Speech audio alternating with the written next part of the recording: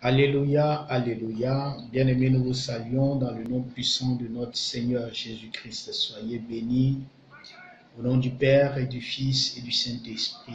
Amen. Prions ensemble le Seigneur notre Dieu qui nous rassemble. Seigneur, nous te bénissons, nous te rendons grâce parce que tu nous aimes et nous savons que tu nous aimes. C'est toi qui nous permets de vivre ces moments. À toi la gloire, Jésus-Christ de Nazareth. Merci de nous conduire, merci de nous guider. Merci Seigneur de ce que tu nous aides, Seigneur, à nous rapprocher de toi. Béni soit ton Saint-Nom, béni soit ta sainte présence. Gloire et honneur à toi, Seigneur Jésus, puissance à toi. Dans le nom puissant de Jésus, Seigneur, nous te prions de nous conduire par ton Esprit Saint. Donne-nous, Seigneur, la nourriture spirituelle dont nous avons besoin et fais-nous grandir dans la foi.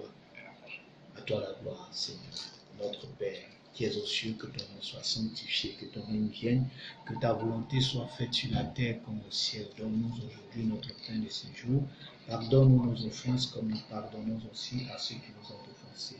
Et ne nous laisse pas entrer en tentation, mais délivre-nous du mal. Délivre-nous, Seigneur, de tout mal, car c'est à toi qu'appartiennent le règne, la puissance et la gloire pour les siècles des siècles. Amen. Réjouis-toi, Marie, comblée de grâce, le Seigneur est avec toi. Tu es bénie en toutes les femmes, et Jésus, le fruit de tes entrailles, est béni. Sainte Marie, Mère de Dieu, prie pour nous pécheurs, maintenant et à l'heure de notre mort. Amen. Gloire soit rendue au Père, au Fils et au Saint-Esprit, comme il était au commencement, maintenant et toujours, dans les siècles des siècles. Amen. Voilà, bien-aimés de Dieu, nous vous saluons dans le nom puissant de Jésus. Alors aujourd'hui, nous avons à partager avec vous un thème qui nous est important, un thème qui se veut aussi important pour chacun d'entre nous, parce que nous vivons des temps difficiles actuellement et le Seigneur veut que nous puissions adapter nos prières à tout ce qui se passe autour de nous. Alors aujourd'hui, je veux partager avec vous un thème qui sera subdivisé en 4 parties. C'est sur la connaissance des portes de bénédiction et les saisons. Les portes de bénédiction et les saisons. Alors, nous vous avions déjà enseigné sur les saisons, mais les saisons dont je vous ai parlé, ce sont des saisons qui se passent, on va dire, au niveau occulte. Mais nous allons voir aujourd'hui, dans ces enseignements-là, les saisons selon le plan de Dieu. Alors, nous le savons quand nous lisons la Bible et que nous nous référons à ce que l'Église aussi nous enseigne. Et selon les données météorologiques, il y a ce qu'on appelle les ouvertures selon ce qui se passe au plan occulte. Nous vous avons déjà enseigné cela. Ce n'est qu'une petite révision avant de passer au thème d'aujourd'hui. Nous avons dit que la première ouverture de l'année, c'est l'équinoxe du printemps qui a lieu au mois de mars, en général entre le 21 et le 22 mars. C'est le temps où s'organisent les occultistes dans leurs différentes organisations et démembrements, les loges et autres sectes et autres confréries, je veux dire, pour la programmation des choses diaboliques en vue de détruire les enfants de Dieu. Donc l'équinoxe de printemps qui a lieu dans le mois de mars. Nous avons parlé aussi du solstice d'été qui a lieu entre le 21 et le 22 juin. Donc cela vient de passer cette année-là. Et nous avons dit à cette date, le soleil atteint pour la première fois de l'année le plus grand éloignement du plan de l'équateur. Ce jour est soit le plus long ou le plus court selon l'année. L'atmosphère elle-même est marquée par la chaleur, la sécheresse, et les sorciers, les mystiques, les occultistes et autres pratiquants de la sorcellerie jettent sur la terre un esprit d'assèchement, créant les avortements et les crises économiques. Alors nous vous avions déjà parlé de cela. Et nous avons vu aussi qu'il y avait la troisième ouverture qui est l'équinoxe d'automne. L'équinoxe d'automne a lieu le 22 ou le 23 septembre de chaque année. Le soleil traverse pour la seconde fois l'équateur. L'atmosphère n'est ni chaude ni froide, c'est un temps généralement doux. C'est le temps où les sorciers jettent un esprit de confusion et un esprit de destruction, de mort sur la terre. C'est le temps où ils activent et aggrave les crises, les cataclysmes, les accidents, ils aggravent les accidents. C'est un temps favorable pour le terrorisme. Et nous avons vu la quatrième ouverture de l'année, qui est le solstice d'hiver, qui a lieu dans le mois de décembre, le 21 et le 22 décembre de chaque année. On jette un esprit d'assoupissement. Tout le monde est orienté vers la fête, tout le monde est guidé vers la fête et cela nous entraîne à dépenser. Et nous avons vu la cinquième ouverture qui est la porte de l'année. La porte de l'année qui a lieu le 31 décembre. Alors tout cela, ce sont des faits. Mais aujourd'hui, ce dont je veux vous parler, ce sont les saisons selon le plan de Dieu et les portes de bénédiction. Les portes de bénédiction et les saisons. Donc, ce que je vous ai dit au préalable en introduction, c'est juste qu'il y a un plan qui est établi par l'ennemi. Ils ont leur calendrier, ils ont leur façon de fonctionner. Mais nous devons aussi savoir que nous, enfants de Dieu, nous avons aussi nos saisons et nous avons aussi nos portes. C'est à nous de les découvrir et de les activer pour que cela puisse s'ouvrir. Alors, nous avons un enseignement qui va se dérouler en 4 parties. Donc, cette première partie que nous accordons maintenant, nous allons parler des 3 premières portes de bénédiction et la saison qui l'accompagne. Vous savez, l'Éternel Dieu nous a permis de pouvoir le découvrir et le connaître encore plus. Et il n'a pas fini de se faire découvrir. Et la Bible regorge beaucoup de secrets. Il ne faut pas s'asseoir et se limiter à certaines choses que nous savons et nous pensons que c'est tout. Non, il y a encore plusieurs choses à découvrir. Alors aujourd'hui, je vais vous partager ce que le Seigneur nous a permis d'apprendre. La Bible dit dans 2 Timothée 2 que ce que tu as reçu, partage-le à tes frères. 2 Timothée 2, verset 2. Que ce que tu as reçu, tu partages à tes frères. Alors donc, je vais vous partager ce que j'ai reçu.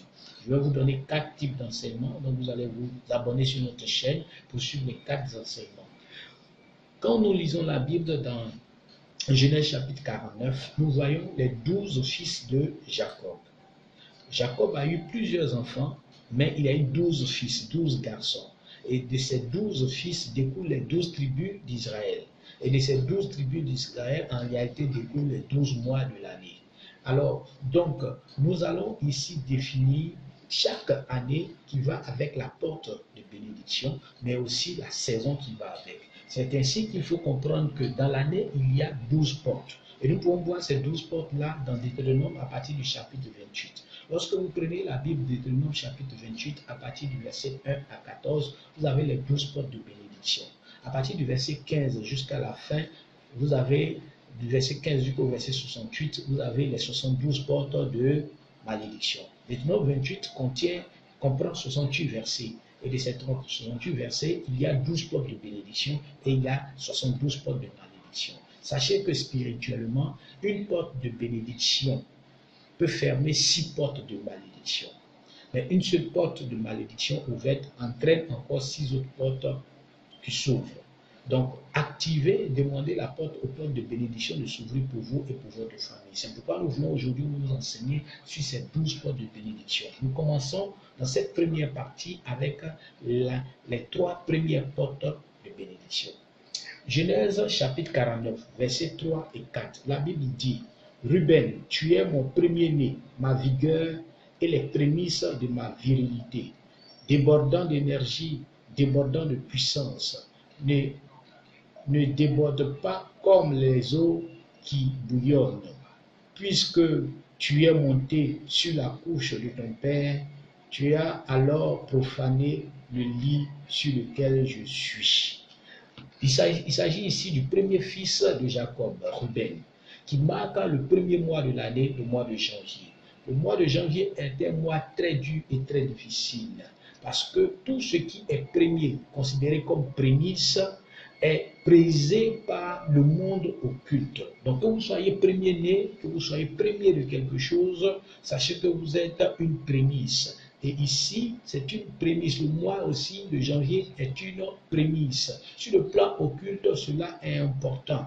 Mais dans Deutéronome chapitre 28, à partir du verset 3, nous voyons parallèlement à cette parole que Dieu aussi nous donne de pouvoir bénéficier des portes de bénédiction. Je vous ai dit que les portes de bénédiction, il y en a 12. La première porte de bénédiction est tirée de Deutéronome chapitre 28 à partir du verset 3. Béni seras-tu dans la ville, béni seras-tu dans les champs. La première porte s'appelle la porte de bénédiction qu'on appelle la bénédiction territoriale. La bénédiction territoriale. Béni seras-tu dans tes champs, béni seras-tu dans la ville. Qu'est-ce que cela veut dire, mes bien-aimés? Cela veut dire simplement que Dieu nous donne un territoire spécial de bénédiction. Dès que tu nais, il y a un territoire qui est défini pour ta bénédiction. Si tu ne trouves pas ce territoire, tu vas te perdre. Parce que ce n'est pas partout que Dieu te bénit. Ce n'est pas à tout endroit que Dieu te bénit. Dieu est omniscient, Dieu est omniprésent. Dieu est omniscient, Dieu est omniprésent, Dieu est omnipotent. Oui, c'est vrai. Mais le même Dieu qui est omniscient, omnipotent, omniprésent, déclare à Abraham, lève-toi, quitte ton pays, quitte ta nation et pars. C'est-à-dire que là où Abraham était, il était riche, mais il n'était pas prospère, il n'évoluait pas. Ce n'était pas son territoire de bénédiction. Abraham va partir à un autre endroit, la Bible dit, un endroit où coule le lait et le miel. Et Abraham va se rendre sur le territoire, c'est là qu'il va connaître la prospérité, il va découvrir les portes, sa porte de bénédiction, il va découvrir le territoire de bénédiction. Il y a un territoire qui est défini à toi, il est propre à ta personne, et c'est Dieu qui l'a établi pour toi. Si tu pries et que tu demandes à Dieu de te montrer le territoire de bénédiction, tu vas atteindre ton territoire de bénédiction.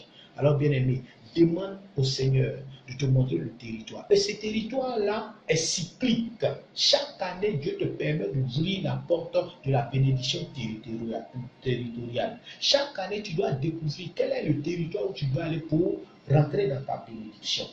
Voilà le secret de la vie spirituelle, le territoire. Et cela est rattaché au mois de janvier. C'est-à-dire qu'en début d'année, tu dois commencer à prier pour demander au Seigneur de te montrer le territoire où toi tu es béni. Et quand tu l'as découvert par le discernement, tu t'engages. C'est pourquoi la première porte s'appelle la porte de bénédiction territoriale. La deuxième porte est tirée de Deutéronome chapitre 28 en rapport avec le mois de janvier et en rapport avec le deuxième fils de Jacob, Genèse chapitre 49, verset 5. Il s'agit de Siméon. Siméon est le fils de Jacob, le deuxième. Mais sachez que dans la Bible dans Genèse chapitre 49, nous voyons que le mois de février, donc les deux fils de Jacob qui sont Siméon et Lévi sont étroitement liés. Au verset 5, il dit Siméon et Lévi sont frères. Leur accord ne sont qu'instruments de violence. Je ne veux pas venir à leur conseil. Je ne veux pas venir me réjouir à leur rassemblement, car dans leur colère, ils ont tué des hommes et dans leur frénésie, multiplié les troupeaux. Maudite soit leur colère si violente et leur emportement si brutal. Je les répartirai en Jacob et je les disperserai en Israël. Il s'agit des deux mois, des deux fils de Jacob, donc Simon et Lévi. Donc il s'agit du mois de février et du mois de mars. Les deux sont liés. Alors donc je veux simplement vous dire que la deuxième porte de bénédiction s'appelle la bénédiction créative, donc la créativité. Le mois de février est rattaché au deuxième mois qu'on appelle la créativité. Il dit au verset 4 de Deutéronome 28, « Bénis seront le fruit de ton sein, de ton sol, et de tes bêtes, ainsi que tes vaches pleines et tes brebis mères. » Voici la deuxième porte, la porte de la créativité. Dans la porte de la créativité, Dieu nous appelle à être créatifs. Au deuxième mois, Dieu nous appelle à être créatifs, à pouvoir nous laisser conduire par son esprit pour créer quelque chose. Voyez-vous, Dieu notre Père est créateur. Et donc, s'il nous appelle à la création, cela signifie que nous aussi, nous devons créer. Vous ne pouvez pas que Dieu dire que Dieu est mon créateur et vous ne créez jamais rien. Dieu nous appelle, nous nous ressemblons à Dieu. Il a dit, faisons l'homme à notre image. Donc, nous sommes appelés à créer, nous sommes appelés à inventer, à créer quelque chose pour la bonne marche de la société. Il ne faut pas créer pour détruire ce qui existe. Il faut créer pour que la société aille mieux. Et vous avez cette faculté de pouvoir créer. C'est pourquoi il faut demander au Seigneur de vous donner le discernement sur la créativité, de vous donner des idées sur la créativité, pour que vous soyez capable de créer quelque chose, mes bien-aimés. La troisième porte s'appelle la porte de la productivité. Deutéronome chapitre 28 à partir du verset 5, et cela est lié au fils de Jacob qui s'appelle Lévi, Genèse 49 verset 5. Et cela est lié au mois de mars. Le mois de mars, c'est le mois de la productivité. Le mois de la productivité, et nous pouvons lire ce verset de Deutéronome 28 à partir du verset 5, il dit, bénis seront ton panier et ta huche. Bénis seront ton panier et ta huche. Cela représente l'apport de la productivité. Vous êtes capable de produire quelque chose. Si vous avez créé, cela doit produire du fruit. Et ces fruits-là sont tant spirituels, moraux que physiques. Les fruits ne sont pas seulement moraux. Les fruits ne sont pas seulement spirituels. Les fruits ne sont pas seulement physiques. Les trois vont ensemble parce que nous avons cette trinité en nous qui a besoin de s'exprimer dans notre milieu de vie et partout où nous sommes. Bien aimé, voici les trois premières portes de l'année. Je reprends la porte de la bénédiction territoriale, la porte de la créativité et la porte de la productivité. Je reprends. La porte de la bénédiction territoriale, Deutéronome 28, verset 3, la porte de la bénédiction de la créativité, pardon, la bénédiction créative ou la créativité, Deutéronome 28, verset 4, et la porte de la productivité, Deutéronome 28, verset 5. Voici les trois premières portes de l'année. Mais ces trois premières portes vont établir une saison pour l'enfant de Dieu. Quand l'année commence, les trois premiers mois, vous entrez dans une saison. Pendant que les autres vont parler de solstice, vont parler, d'équinoxe, vous êtes en train de parler de naissance. La première saison des enfants de Dieu s'appelle la saison de la naissance. C'est-à-dire que les trois premiers mois, Dieu vous invite à faire enfanter quelque chose, à faire sortir quelque chose de vous. Et si chaque année, vous vous asseyez et que vous réfléchissez, qu'est-ce que je peux faire sortir de moi? Vous allez voir que chaque année, vous grandissez un peu parce que vous recherchez comment vous allez faire sortir quelque chose de vous. La première saison des enfants de Dieu, chaque année, s'appelle la saison de la naissance. La saison de la naissance. Demande au Seigneur de te donner la capacité de pouvoir faire sortir quelque chose de toi. Et à travers ces trois portes, découvre réellement tes domaines de bénédiction. La bénédiction territoriale, la bénédiction créative, la bénédiction de la productivité. Je reprends la bénédiction territoriale. Cherche le territoire où Dieu t'appelle. Ton territoire n'est pas forcément lié à ton lieu de naissance. Ton territoire n'est pas lié forcément à ta patrie. Ton territoire n'est pas lié forcément à ta maison. C'est pourquoi il faut avoir les yeux spirituels et la connaissance pour savoir que Dieu t'appelle à un territoire pour réellement se glorifier en toi. Ensuite, Dieu, quand il t'a montré le territoire, il te donne l'esprit de pouvoir créer quelque chose parce que lui-même, il est créateur. Donc, tu dois pouvoir être capable de créer quelque chose. Troisièmement, ce que tu as créé doit porter du fruit. On parle alors de productivité. Les trois portes vont te conduire à la saison de la naissance. La première saison des enfants de Dieu s'appelle la saison de la naissance. Nous sommes en 2020, pendant que je suis en train de faire cet enregistrement, nous sommes en juin 2020. Peut-être que nous avons fini les 6 premiers mois, les temps sont difficiles, mais nous sommes en train d'apporter 6 autres mois. Je souhaite que 2021 ne soit pas comme 2020 pour toi.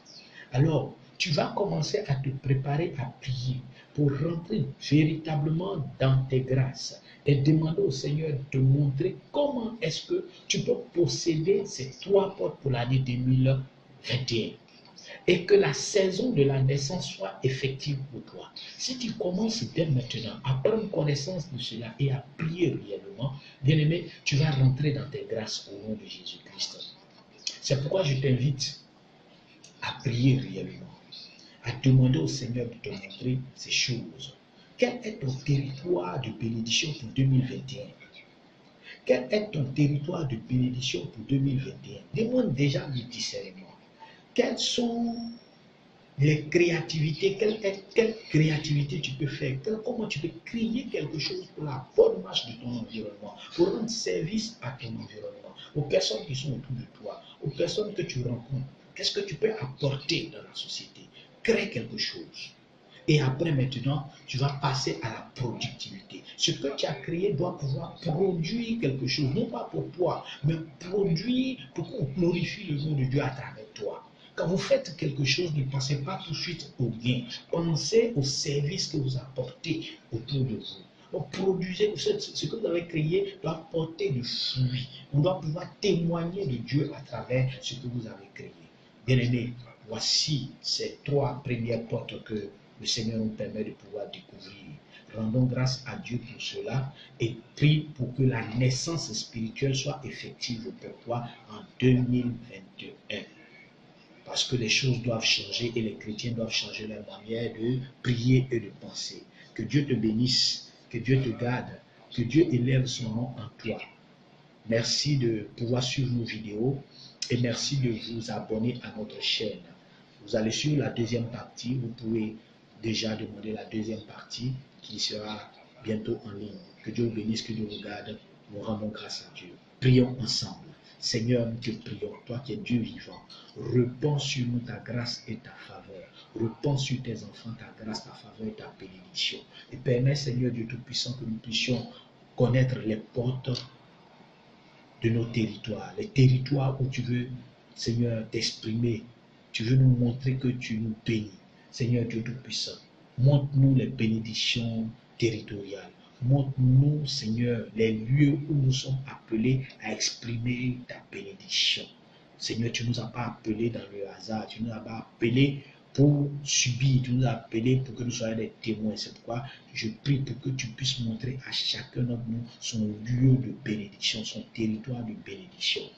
Donne-nous aussi, Seigneur, par la puissance de ton esprit et par ta miséricorde, donne-nous de pouvoir découvrir l'esprit de créativité que tu as mis à chacun d'entre nous. Oui, nous savons et nous le confessons, nous le croyons fermement que tu es Dieu créateur et tu nous donnes la capacité de pouvoir créer. À toi la gloire, Jésus-Christ de Nazareth. Nous te prions, Seigneur, permets qu'à partir de notre créativité, nous soyons productifs. Productif, Seigneur, pour notre société, productif pour notre environnement, productif pour les membres de notre famille, pour tous ceux que tu mets à nos charges, Seigneur.